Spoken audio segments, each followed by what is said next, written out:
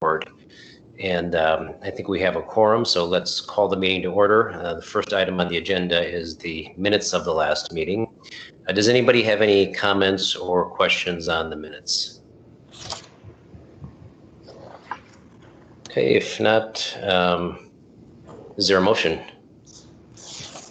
This is Cynthia Lawrence. I move that the minutes from the regular meeting held on February the 3rd, 2021 be approved as presented. Is there a second? Is there a second? It's Scott Price. I second that motion. Okay, all those in favor signify by saying aye. Aye. Aye. And the motion passes. The minutes will be entered into the record. And the next item on the agenda is the director's report. And Mr. Hall, are you with us? I am. Good morning, everybody. Let me start off by congratulating Mr. Price, who recently was reappointed by the governor to another 5-year term, a second 5-year term on the board. We appreciate your service. We appreciate your support, and look forward to continuing to work with you. Mr. Chairman, members of the board, it was just over a year ago that we were in the first and arguably the worst days of the pandemic. As you know, since March of last year, the majority of our employees have operated in a remote work from home posture, and they will continue that at least through the end of May. But I do want to single out some business units who have been reporting in person. Our draw show team, twice a day, every day. They haven't missed a single draw since the pandemic began. Our customer service center associates, they helped us redesign the entire prize claim process to make it a safer experience for both staff and customers. That allowed us to safely reopen the customer service centers across Virginia last June. Members of our sales team and many of our investigators initially worked remotely, but began inching back into some of our retail stores last September. And thanks also to members of the headquarters staff, the mail team, the finance team, the new expanded gaming team, and others who've been doing their jobs on site as needed in an otherwise empty headquarters building. Let me begin a presentation. Like many public and private sector organizations, the pandemic forced us to rapidly adapt to transform how we do our business. We accelerated a lot of workplace innovation to keep everybody safe. We've incorporated virtual meeting platforms like this one into just about everything we do. We've broadened the use of secure digital documents, e-signatures, e-payments, in an effort to improve the flow of contracts and other transactions with our retail partners, with our vendors, with our players, with our employees. We've also been working to expand the ways we communicate internally as an agency as well, to keep everybody connected and engaged. We've used agency-wide virtual meetings. We've launched regular surveys to help calibrate the decisions that we're making that affect the lottery workforce over the past year. The most recent workforce survey took place in early to mid-March. And here are some of the things we learned from our workforce. North of 90% of our employees say teleworking, virtual meetings have improved communication and collaboration across the agency. A strong majority believes that remote work has actually increased their efficiency and their productivity. There is still some concern about returning to in-person work at headquarters at this time. We are rethinking now what re-entry looks like. And of course, we'll be paying close attention to any federal and state recommendations, the HR and public health guidance on when and how to appropriately shift back to in-person work. Based on what we're currently seeing inside retail stores, our sales reps urge caution before we return to a full 100% business as usual approach to retail visits. And employees across the agency, as you might expect, say they would support expanded telework options after the pandemic is in the rearview mirror. Now, of course, any survey is a snapshot in that moment. Again, this survey was done in early to mid-March. At that time, only about 10% of our workforce indicated they had been vaccinated. Fully 2/3 said they were eager to get vaccinated. In recent weeks, across the state, across the country, we've seen really positive upticks in vaccine availability, vaccination rates. I believe in Virginia, as of today, more than 40% of the adult population has gotten at least one dose of the vaccine. That's close to 3.5 million Virginians. And we're now seeing close to 80,000 shots in arms each day. And that's really promising news. Broadly, it feels like we're now in the home stretch. In the past 4 to 6 weeks, the overall economy has continued to improve. There was another jolt of fiscal stimulus early in the spring. Virginia unemployment has dropped from a high of 11% last April to just over 5% today. Consumer spending is increasing as sectors of the economy gradually open up. A lot of economists now are forecasting record growth in the second half of the year.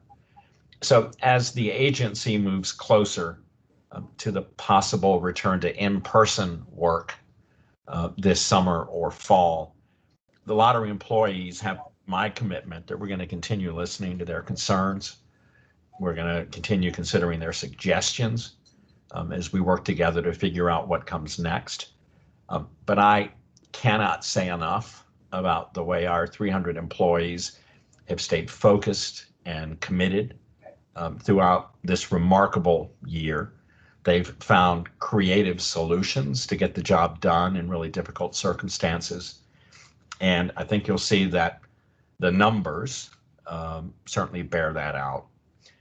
The past year has been really, really difficult for a lot of families and a lot of businesses. Here at the agency, our workforce hunkered down, stayed safe, adapted quickly. Finance Director Deborah Courtney will go over our numbers in some detail later in the meeting, but we've seen record performance by the Virginia Lottery. Through the third quarter of this fiscal year, lottery sales are up 50% year over year. And the profit turnover for K-12 public schools is up nearly 30% over last year. Much of the growth over the fiscal year is due to the successful July 1 launch of online iLottery. The entire U.S. lottery industry sat up and noticed. Virginia had the strongest iLottery launch in the industry and in the country. This new digital sales channel lets us engage with our customers anytime, anywhere, on any device. Equally important, though, is this, that we're also seeing some strong sales increases for traditional lottery products sold only at the retail counter. Scratch ticket sales are up 11% over last year. The sales of the daily draw games, the Pick 3, Pick 4, Cash 5, are up nearly 21% from last year. These products aren't sold online. So it's been really reassuring to see strong sales increases at retail even after the launch of online sales. And we continue to actively work to build bridges between the traditional and the digital sides of our business, cross promotions, online cash cards that are sold for commission at retail. I thought it'd be interesting to pull back and provide a little bit of perspective on our performance so far. This graph will chart monthly sales over the past 3 fiscal years.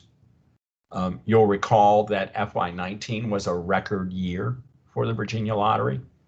You will see The spike in October of 2018, that's when we had a headline grabbing Mega Millions jackpot of about $1.5 billion that draws out a lot of new and occasional lottery players. There was another sales spike in FY19 in March. That's typically a strong seasonal period for us. Across FY20, we were seeing the impact of thousands of skill machines, which had flooded into the market. In addition, in FY20, we did not see a single headline grabbing jackpot roll. And we did not see the traditional seasonal spike last spring, of course, due to the onset of the pandemic. But you do begin to see the strong rebound in May and June of last year. So while FY20 trended behind FY19, it was the lottery's second best fiscal year. Fasten your seatbelts for FY21 so far. You can see that we're getting substantial lift from the introduction of iLottery. We also soft launched a Keno product. We added new features to some of the core draw games. We've been working really hard to optimize performance in the scratch category.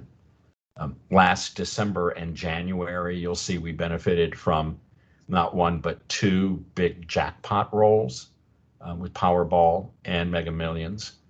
And you see again the seasonal spike that we typically would expect to see in March.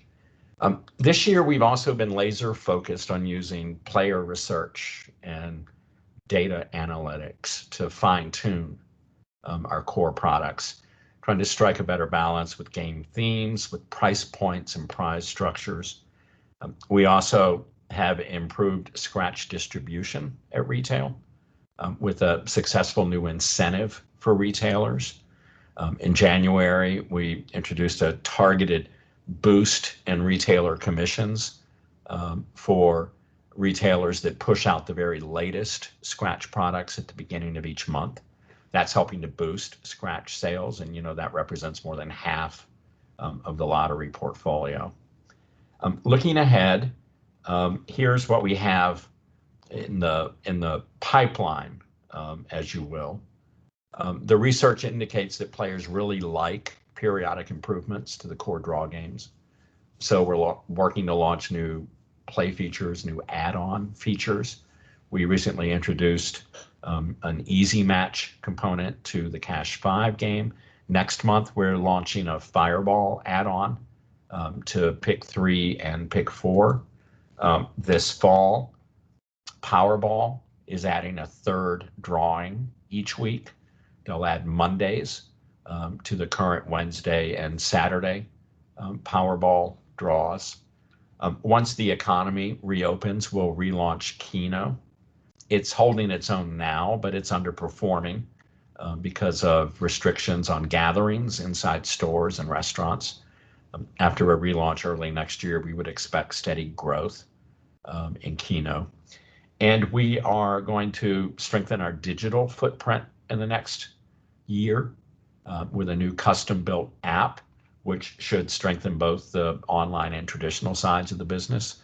We just signed that contract and expect to launch the new app in about a year. All of this planning, all of the research, the analytics, the new products, the focus on product delivery, all of that's aimed at upgrading and supporting the core business. And that certainly strengthens and supports the lottery's core mission, which is to generate significant annual revenue for Virginia's K-12 public schools. As you know, in the past 20 years, Virginia Lottery players have helped to generate a combined $10 billion in financial support for Virginia public education. There's another obligation we take seriously. That's our commitment to responsible gaming. And at this point, Mr. Chairman, I've asked Public Affairs and Community Relations Director Jennifer Mullen and John Haggerty to provide updates on both of those initiatives. With your permission, Mr. Chairman, when they've finished, I'll return with a brief update on the just ended General Assembly session and then we'll move on to updates on casino gaming and sports betting. So, Jennifer? Thank you, Kevin, and good morning to all of our board members. It's great to see you, if only virtually. So as Kevin mentioned, and as you know, we work throughout the year to remind Virginians that we have a very important mission of raising revenue for our K through 12 public schools. So in addition to all of the great education partnerships that we have that I talked about at our last board meeting, we also have our own special way to honor and highlight outstanding students and educators all across the Commonwealth. To that end, for the 6th year, and with our great partners at the Supply Room and Virginia PTA, we have once again launched our Thank a Teacher campaign. Now, as I shared in February, we were in the midst of our art contest to select the student artwork to be featured on the thank you notes that will be distributed to teachers in conjunction with National Teacher Appreciation Week, which is coming up the first week in May. For the 2nd year in a row, unfortunately, we were unable to conduct in-person surprise presentations, but I can assure you that that did not stop us from recognizing these talented student artists. Once again, Jacqueline Severance on my team did an absolutely phenomenal job working with the schools and the families of our winners to create a really special moment for each of them. And that great coordination resulted in this.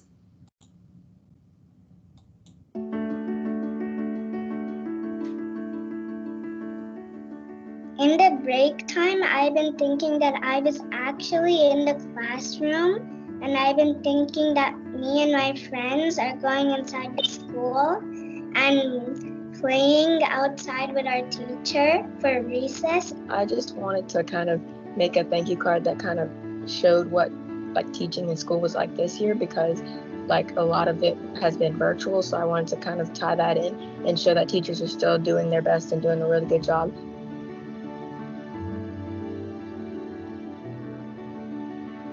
Out of all of the high school entries that the Virginia Lottery received for its Thank a Teacher art contest this year, we have selected yours to be featured on the thank you notes. So congratulations, Andrew. Oh my God. Your school is going to be able to order more supplies for their art room or for your teacher for her classroom. So Sarah, how does that make you feel for your school? I'm really happy and surprised.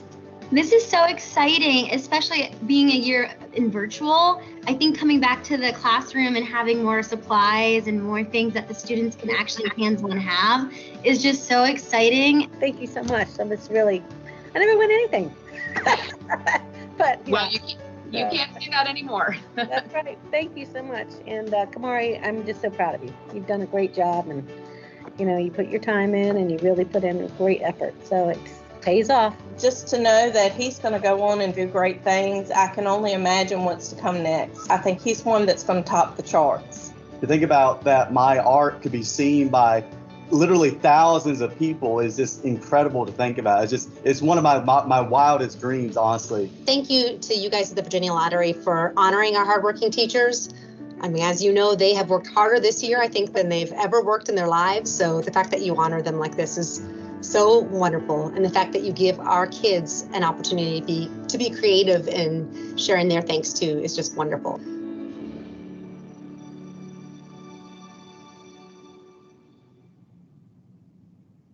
Teachers, they make a difference every day, especially now.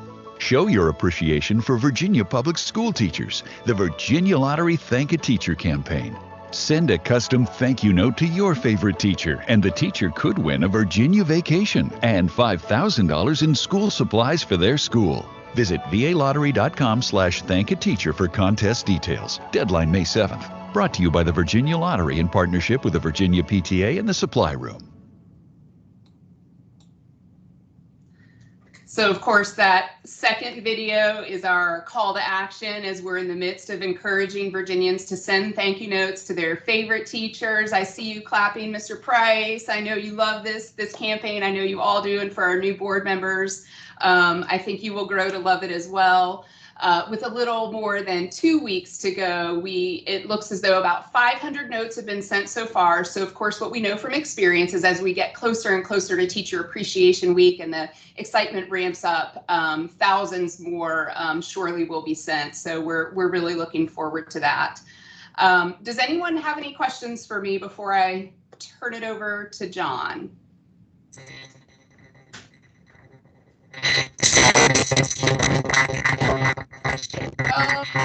Miss Martin, unfortunately, your audio seems to be a little compromised. Can you try again? I can't, unfortunately. I'm sorry. Maybe if we have another opportunity, though, if you have a question, I would be happy to answer it at some point, for sure. So with that, I'd like to turn the meeting over to John Haggerty. As Kevin mentioned, he's going to share our recent efforts in support of another very important mission for the Virginia Lottery, and that is supporting responsible gaming and our awareness efforts related to National Problem Gambling Awareness Month. So John, with that, I turn it over to you. Well, thank you, Jennifer, and good morning, ladies and gentlemen.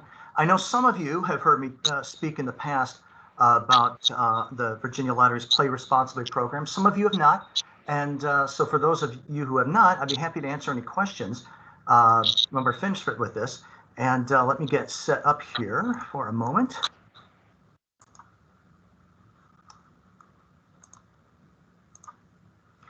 All right, well, our Play Responsibly program has been growing exponentially for several years. Now, since March is National Problem Gambling Awareness Month, it's typically when we roll out new initiatives. This report is about what we did during March, but I do want to stress that this is a year-long effort. It's not just during the month of March. Now, most people can play games of chance without addiction issues. So our objectives are to raise public awareness of problem gambling and gambling addiction, and to raise awareness of the resources available in Virginia, particularly the Virginia Problem Gambling Helpline. Now, we created the helpline more than 2 decades ago, and it's such an important part of our awareness efforts that we've incorporated the phone number into the campaign logo, which you see there on your screen. We're not addictions experts. We're not mental health professionals. But what we do have at the lottery is a big megaphone. And in this campaign, we use it to inform people who may have a gambling problem, or their loved ones, or people who may have questions. Now, this year, for the first time, we had a governor's proclamation denoting March as Problem Gambling Awareness Month, calling attention to problem gambling, the fact that it is treatable, and the efforts by the Virginia Lottery and our partners at the Virginia Council on Problem Gambling and the Virginia Department of Behavioral Health and Developmental Services. Now, one of the most effective public awareness tools we have is public service announcements.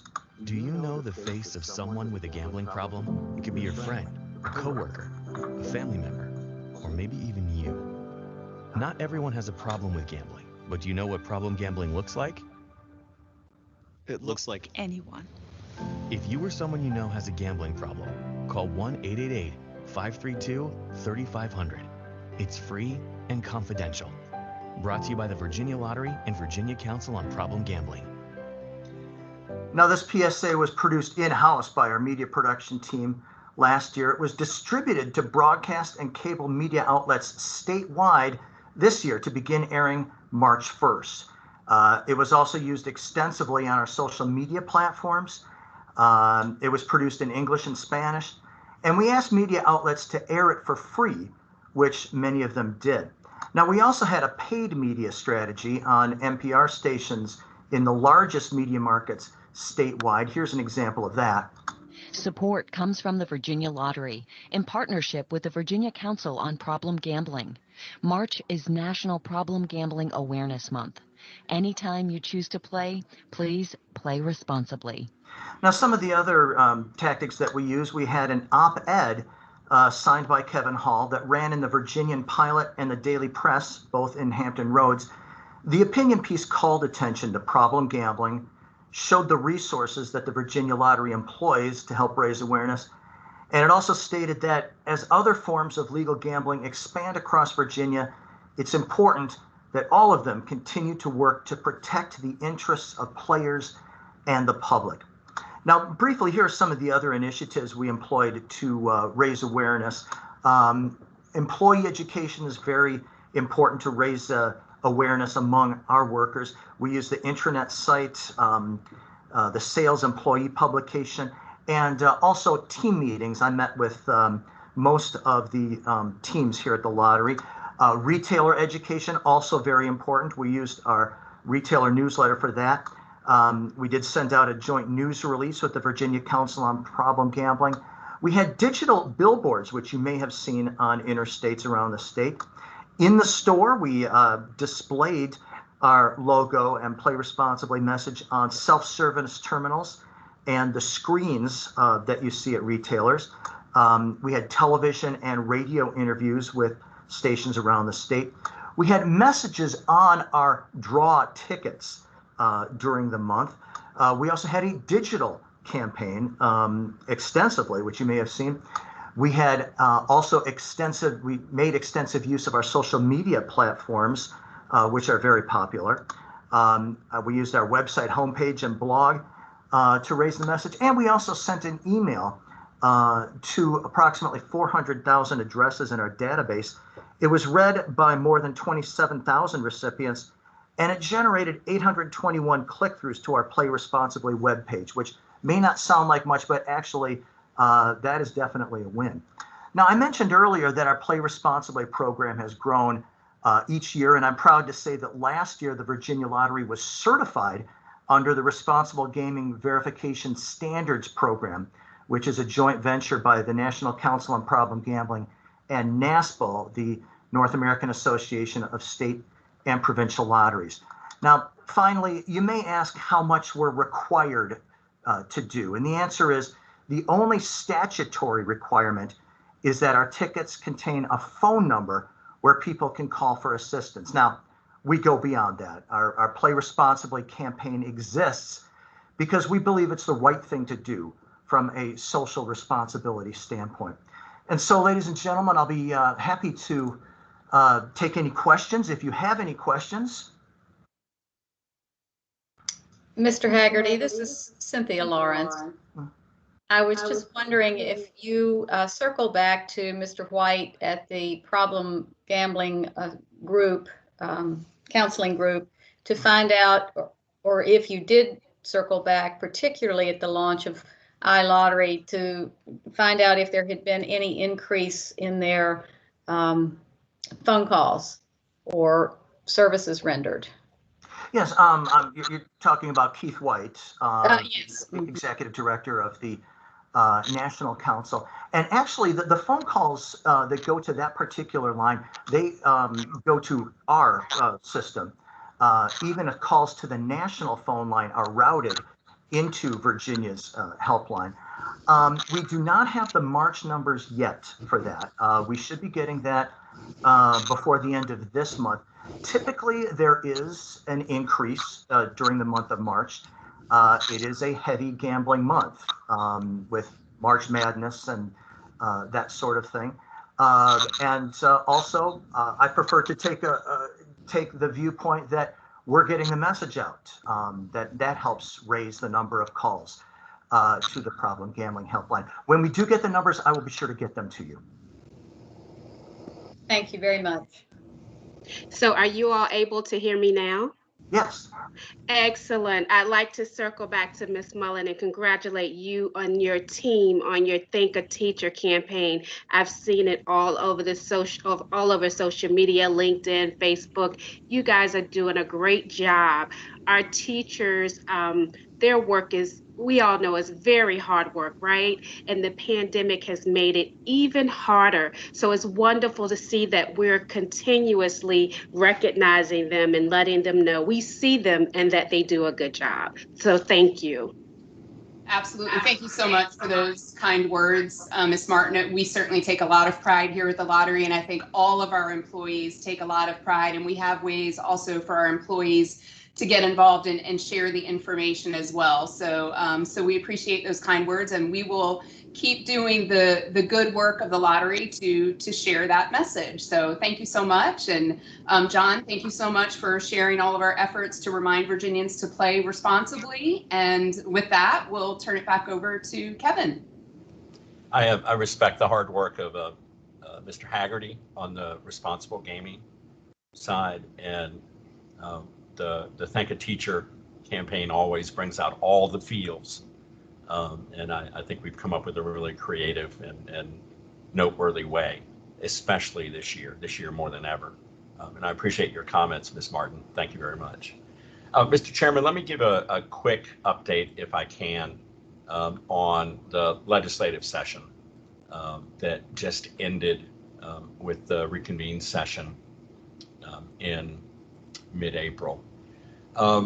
The Assembly accepted technical fixes to the sports betting legislation, including several that we recommended.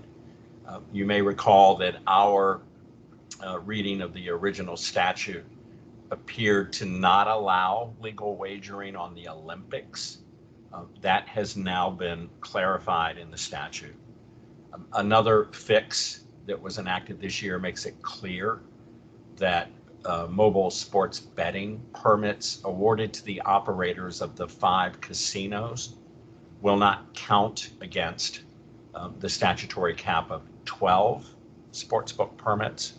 The practical effect of that will be to free up 5 additional sports betting operator permits.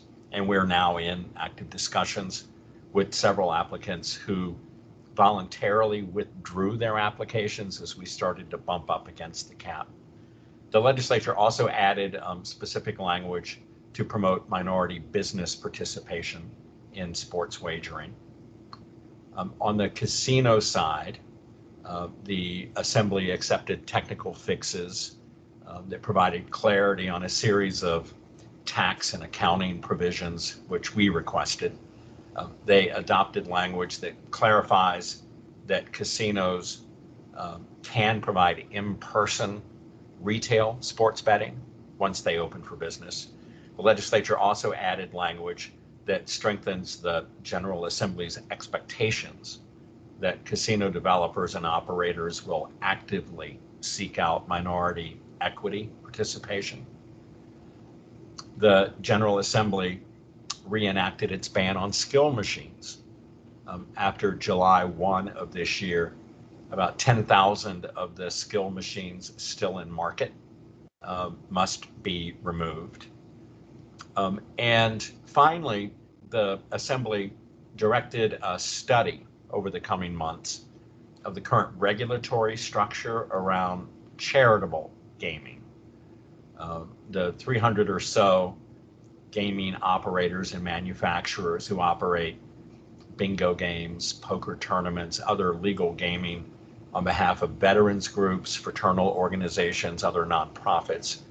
That oversight for years has been housed at the Department of Agriculture and Consumer Services. They license, train, and audit charitable gaming operators and vendors. I will frankly admit that, somewhat to our surprise, this legislative study also will explore whether charitable gaming regulation might be moved from the Department of Agriculture to the lottery. We'll be closely tracking this study as it gets underway and proceeds through the rest of the calendar year. And we'll keep you updated on that. In just a minute, we will have our Deputy Director for Gaming Compliance, Gina Smith, provide a bit of a deep dive on sports betting now that we're about 90 days in to legal online sports wagering. But if I might, let me give just a high-level recap on where we are on the timeline for casino regulation. At the board's last meeting in February, you patiently walked through about 300 pages of initial casino regulations, which the legislature required us to enact on an accelerated timeline separate from the longer, more formal rulemaking process. Those initial regulations are now in effect. As a reminder, the regulations are posted on the regulatory town hall website. You can link to them through the lottery website. With those initial regulations now in effect, our legal team and expanded gaming team is now working on a second draft, the proposed permanent regulations. The board will be asked to approve the proposed permanent regulations at its July board meeting. After that, that version will undergo executive branch review. It'll be published in the Virginia Register, we think around November of this year. Bear in mind that throughout this process, the initial regulations you've already approved will remain in effect. The publication of these proposed permanent regs in the Register will kick off a 60-day period for public comment on the town hall website. That's when stakeholders and any member of the public can submit written comments and suggestions for desired changes to those regulations. We're asking all of the stakeholders to respect that government transparency requires that comments be accessible to everybody on the town hall website. At the close of that 60-day comment period in January, the agency will evaluate the public feedback, incorporate as appropriate any suggestions into the proposed permanent regulations. And yes, that results in yet a third and what will be the final draft.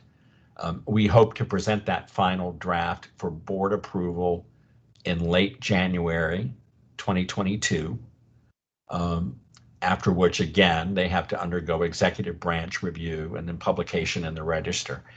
If all goes smoothly, we would anticipate the earliest possible date for these permanent casino regs to take effect in the June 2022 timeframe. That's when the permanent regs will replace the current initial regs.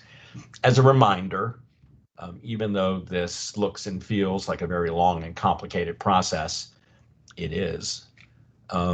June 2022 still is several months earlier than the September 22 deadline that's actually written into the original casino legislation.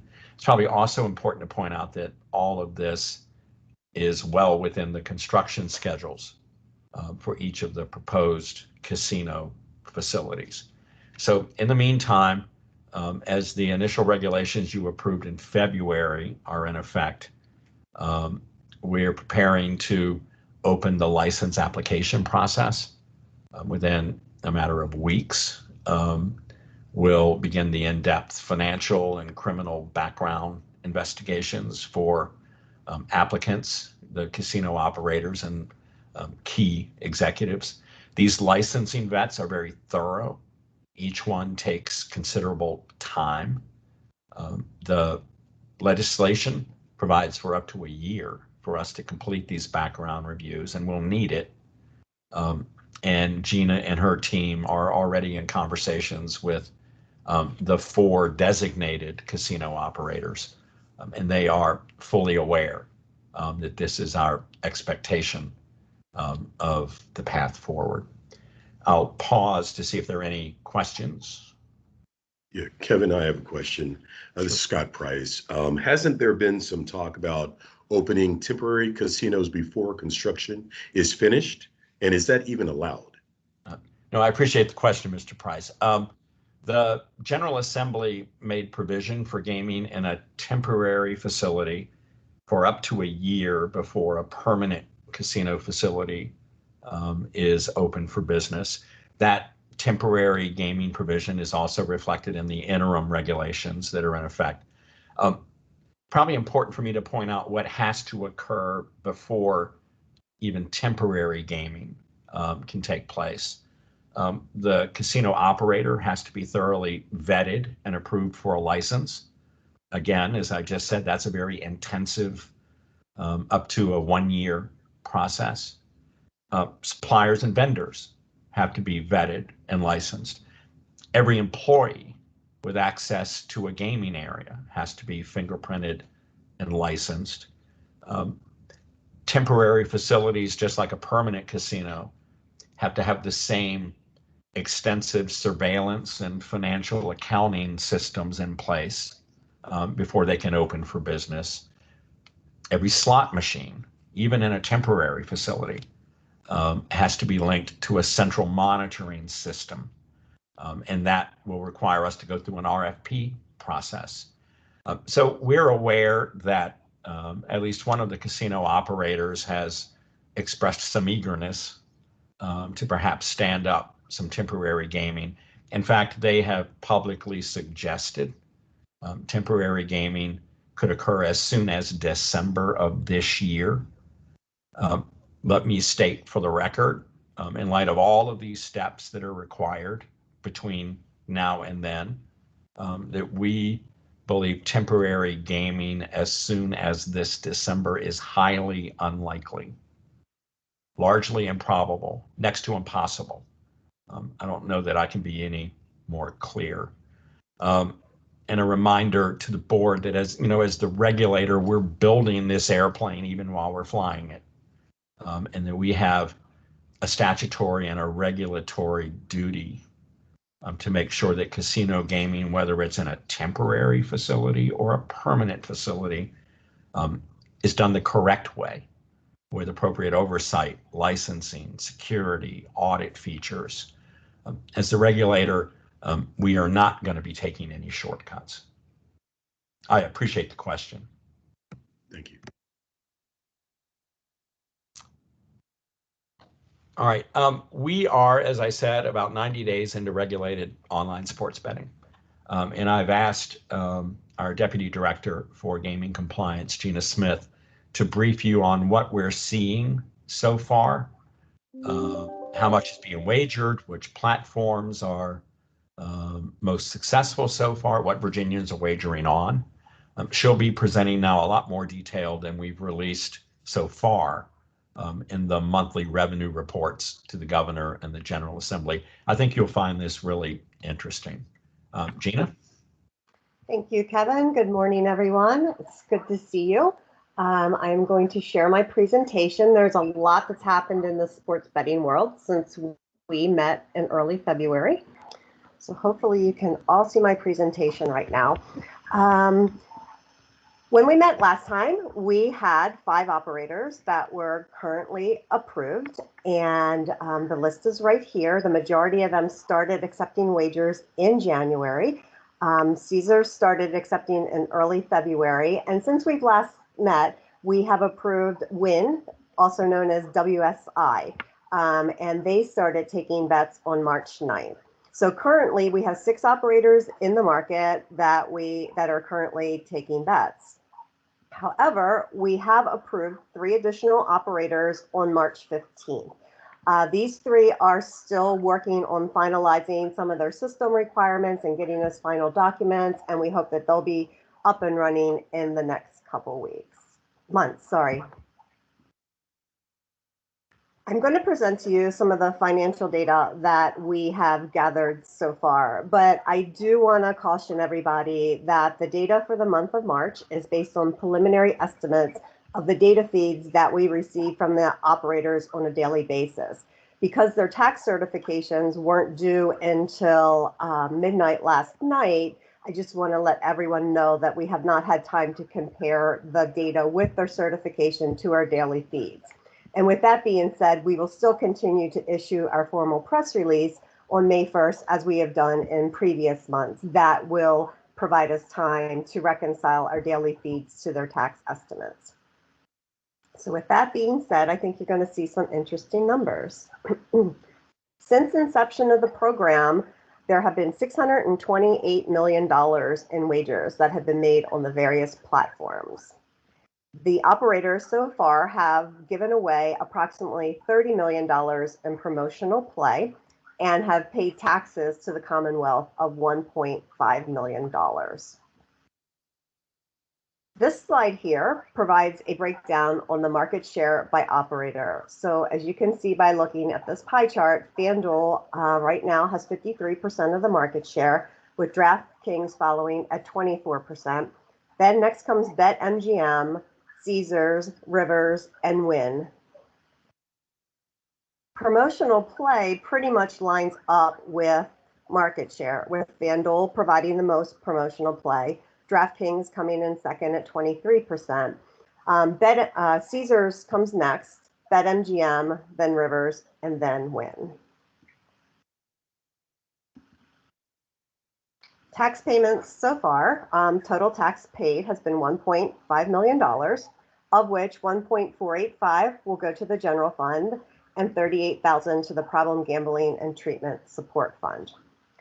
And here is a breakdown by operator. And as you will recall from our first two press releases, that we've only had one operator paying tax, and that was BetMGM, and they paid approximately $700,000 to date. But this month in March, FanDuel and DraftKings will also be remitting tax to the Commonwealth.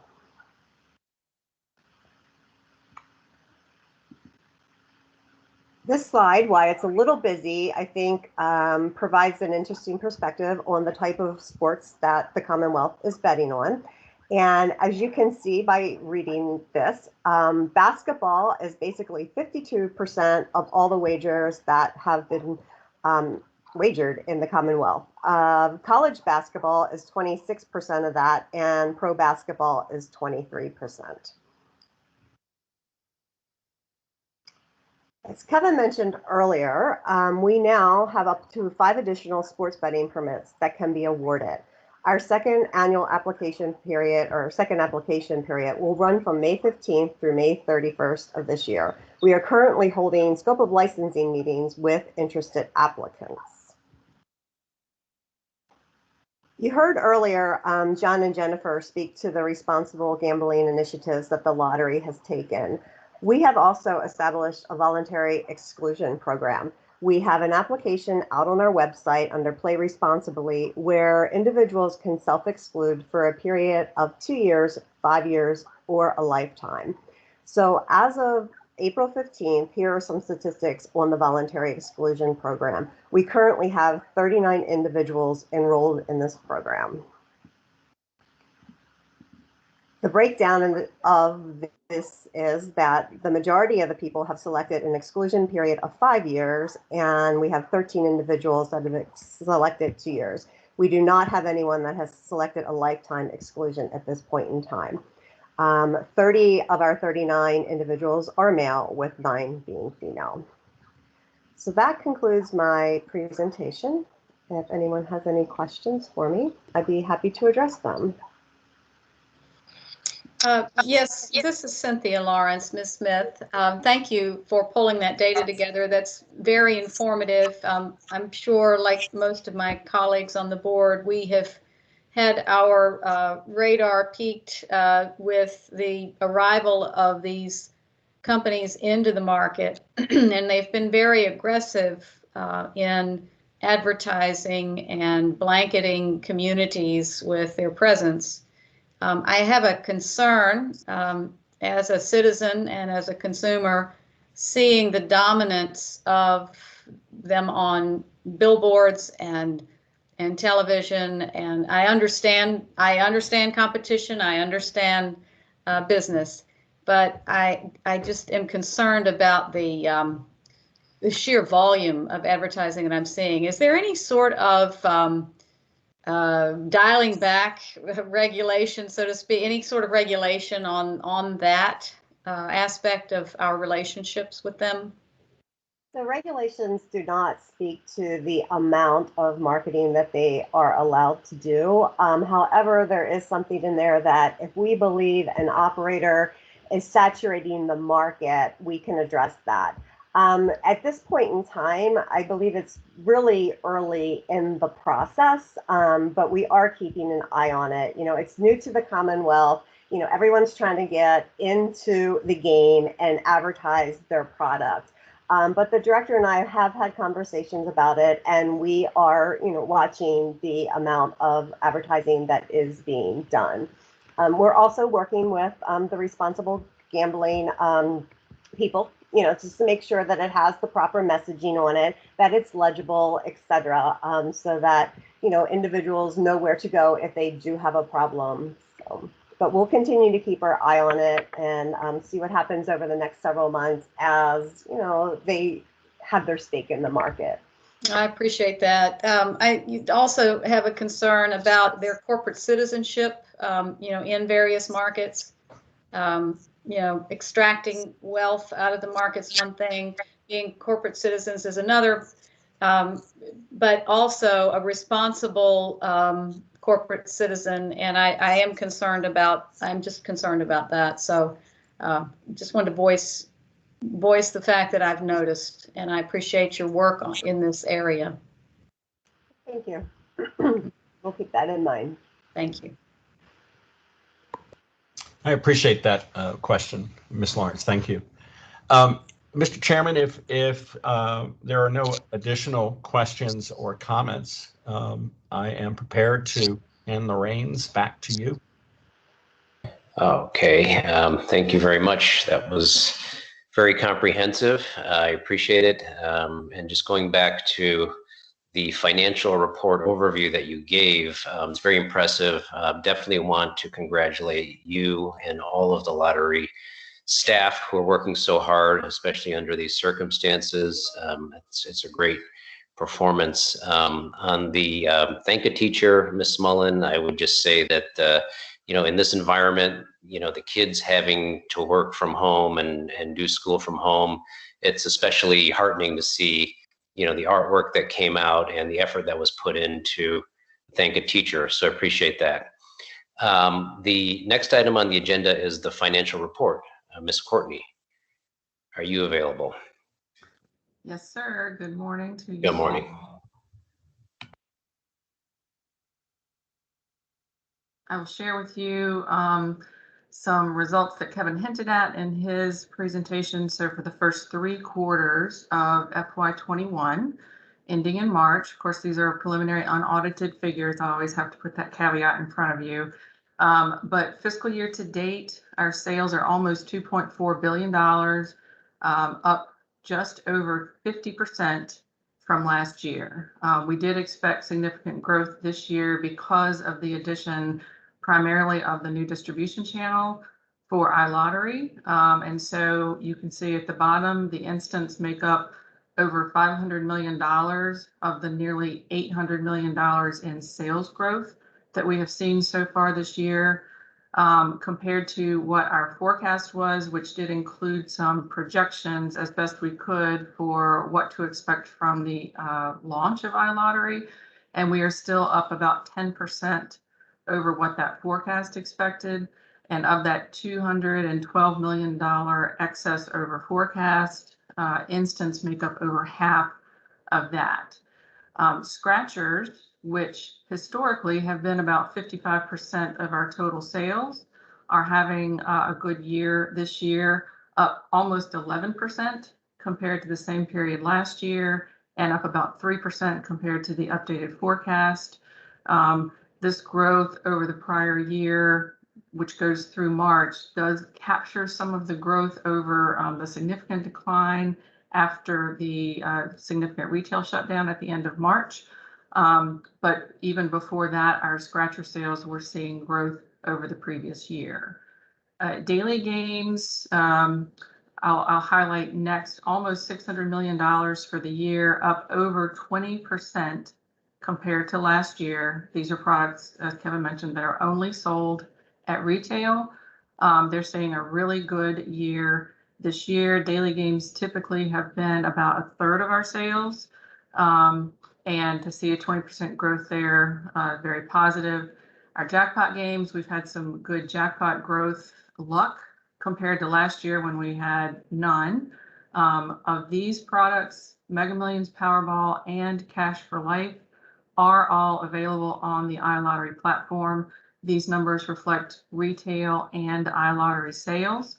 We have had online sales for these products in our historical subscription program for many, many years. But now that players can choose to buy single draws and for player convenience, we're seeing good growth there, but also good growth at retail. Keno is our other new product launched, which has been a little slow just due to the nature of establishments not being fully open. But that $34 million is all new sales this year, since that was not a product that we offered last year. And then graphically, just to show you over the past several fiscal years by kind of product category, the gray is what our forecast expected for FY21. The green bar is where we are standing right now through the first 3 quarters of the year. You can see Scratch, again, which historically has been over half of our sales. Last year, we saw a decline not only from FY19, but also from FY18. So it's good to see this growth here. If you take out this outlier, we're seeing a more normal rate of average growth over the period. Daily games, significant growth here, very strong indication of just the stability of that core product. Jackpot games, even though we've had some good jackpot luck this year, and we are above last year, you can see we're still below years prior. It takes larger and larger jackpots to get people excited anymore. But this is historically about 10 to 13% of our total sales. It is important, but it is certainly not the bulk of our sales activity. This category, we're increasing what we include here. This is our print and play games, which are instant win games generated by the terminal at retail.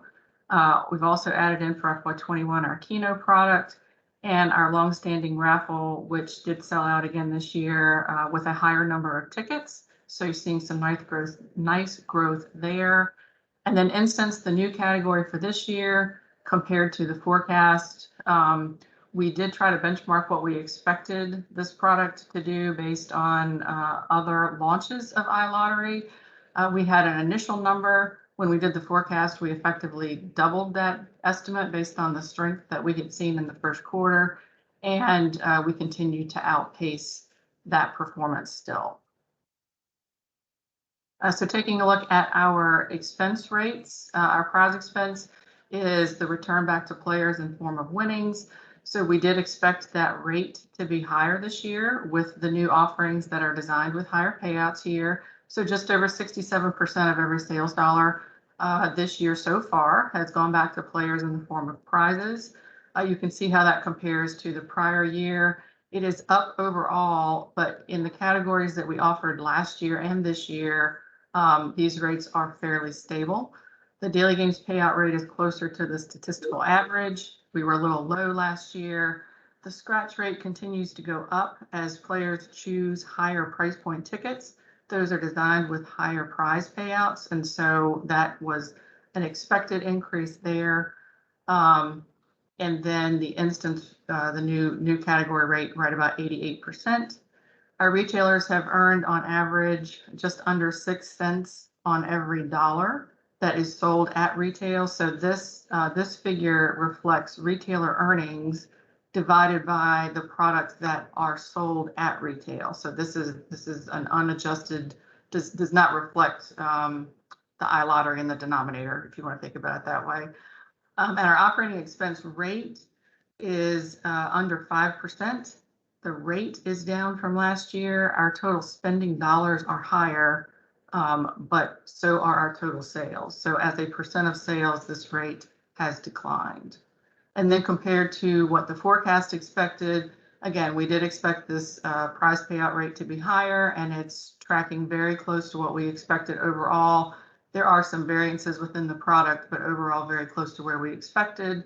Same with the retailer earnings rate. It's a little higher than what we had expected, and this was a deliberative tactic on our part to engage our retail partners to encourage them to put new products out for sale as soon as they can. So it's good for our business and it's good for their business as well. And then our operating expense rate, again, a little lower than what we had expected, mainly due to the fact that our sales are stronger than expected. At the last meeting, Ms. Collins had asked about looking at margin, gross margin and profitability among the different product categories, since the payouts are very different. So what this is intending to show is for every dollar in sales of a scratch ticket, about 71 cents of every dollar is returned to players in the form of prizes. Retailers earn about 6 cents of every dollar. The administrative costs for us to put those in market are about 6 cents, which leaves 17 cents on average of every sales dollar per scratch that goes to our bottom line profit. The daily games, pick 3 and pick 4 here. You can see a similar breakdown of the dollars. And then, which I think was Ms. Collins' point, the instants, which are a new offering, they are designed with a higher payout.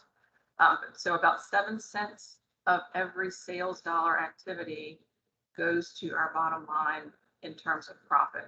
I will point out that in the first 9 months of offering, the Virginia per capita sales and per capita profit dollars in the instant category is the highest of any U.S. lottery that has launched this product offering. So even though it may look like only 7 cents of every dollar, our dollar profits per cap are very strong and are leading in the industry in the first 9 months. So all of this leads to our profits year to date for FY21 right here, just under $570 million. That is about $45 million more than what the forecast is calling for. The forecast has an asterisk here because the budget that was approved by the General Assembly and the governor increased our profit estimate by about $23 million based on the strength that we saw in particular in January from those jackpot runs, and also based on the strength of the iLottery offering and the profits from that. So this over forecast estimate of $44 million does take that into account. So even with that increase, we are still through the first 3 quarters trending almost $45 million ahead of what the forecast expects for profits from sales in FY21. The budget itself expects about $708 million in transfers for K through 12 education from the lottery, and we are on a good track to make that happen. And that is the end of my presentation today. I'll be happy to take any questions.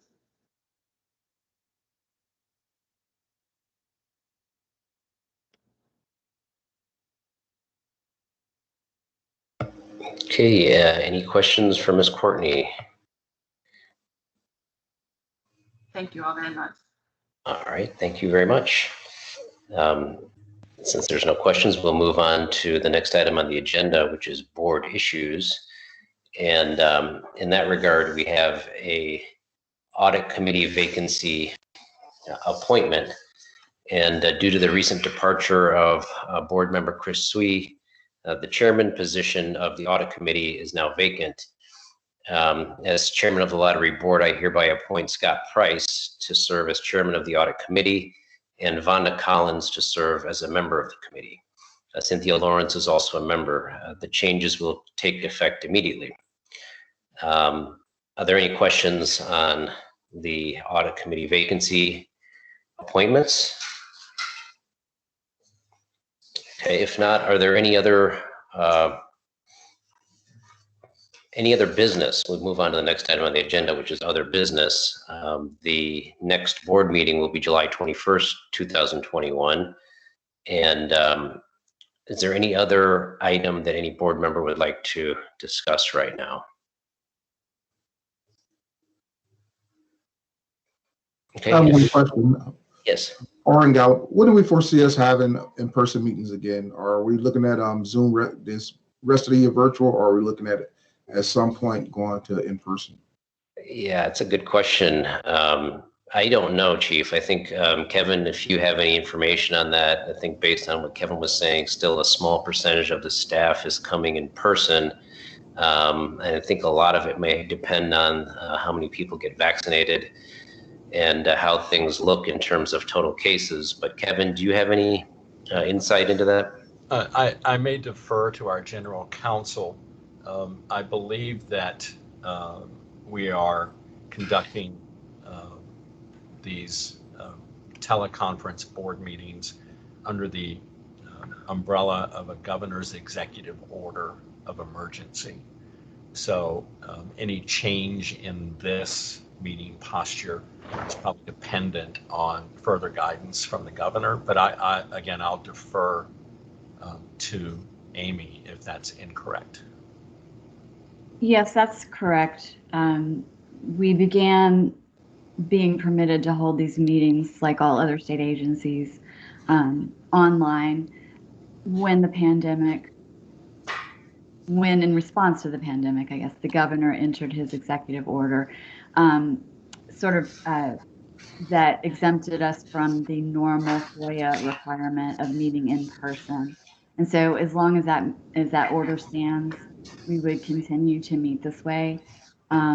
And I don't know what it will look like when he rescinds the order, or perhaps he might modify it. But that's correct.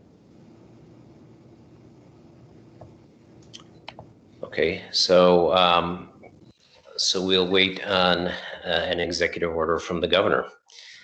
Are there any other items that any board members would like to discuss?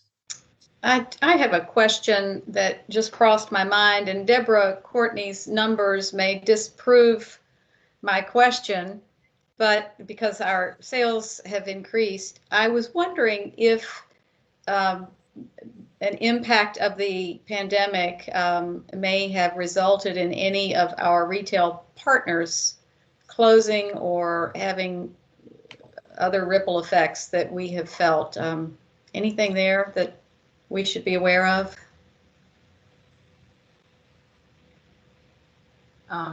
Kevin, would you like me to answer that? Yes, please. Okay. So we have, thankfully, our retail numbers have been really good. So we have worked with our retail partners to, in the early stages of the pandemic, we waived some fees for them to try to help them, especially if they weren't open as many hours as they had been. And so similar to our customer service centers, and everyone has just adjusted their business to try to deliver products and services to customers in a safe way.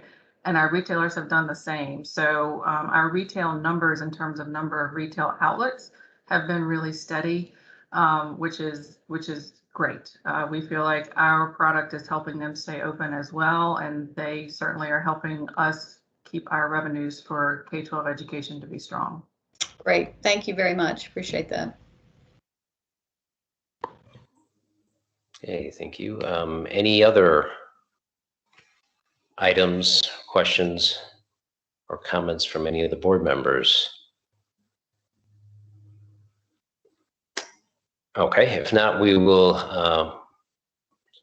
entertain a motion to go into the closed session. Is there a motion?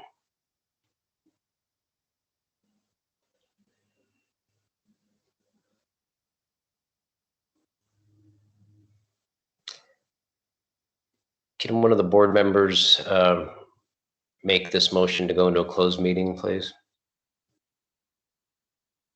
I'll be happy to. This is Cynthia Lawrence. I move in accordance with the provisions of Section 2.2-3712 of the Code of Virginia. I move that the board convene a closed meeting for the purpose of discussion, consideration, or review of, pursuant to subdivision A17 of Section 2.2-3711, matters relating to specific lottery game design, prize structure, and odds of winning, and matters related to proprietary lottery game information excluded from disclosure under subdivision 11 of subsection 2.2-3705.7. Okay, is there a second? Orin Gallup, I second. All right, all those in favor signify by saying aye. Aye. Aye. The motion passes, and we will go into closed meeting. So if all of the board members could exit this particular Teams meeting and log in with the other link, we will meet there right now. Thank you.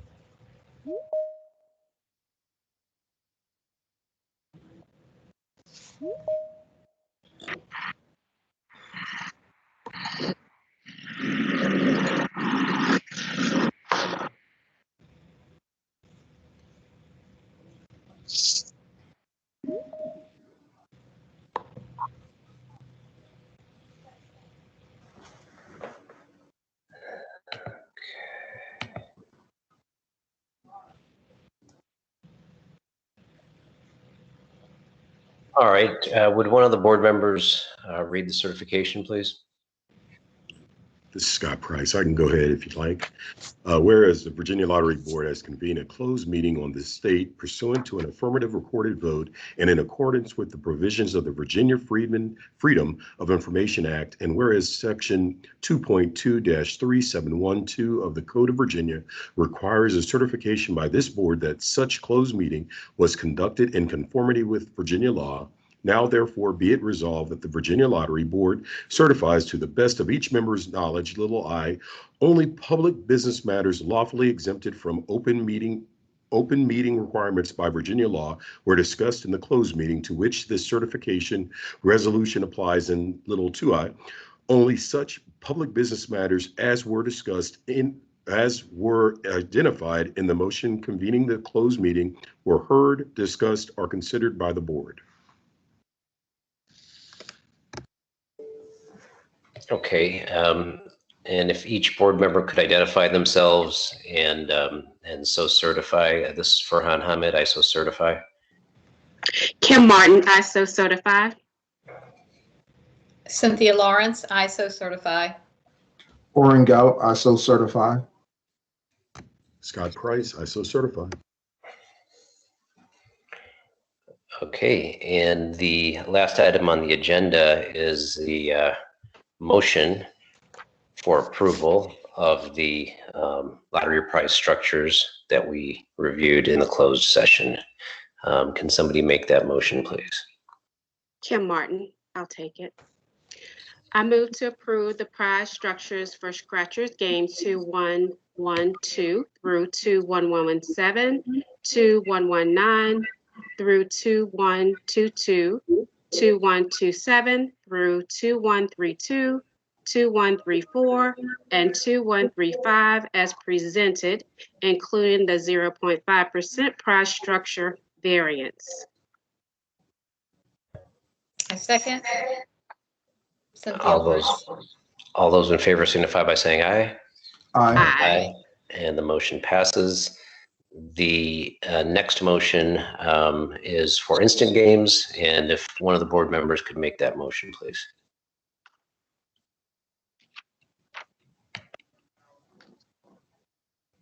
Oren Gallup, I'll make that motion. Okay. I move to approve the prize structures for instant games 1171, 1182, 3213 through 3216, and 3430 through 3432 as presented, including up to 10% of gross gaming revenues from iLottery games to be allocated for online lottery promotional activity. I second. This is Cynthia Lawrence. All those in favor signify by saying aye. Aye. Aye. And the motion passes, and that will conclude the meeting, and we are adjourned. See you all next time online. Thank you. Good to see everyone. Good to see everyone. Great day and week, y'all. Bye-bye.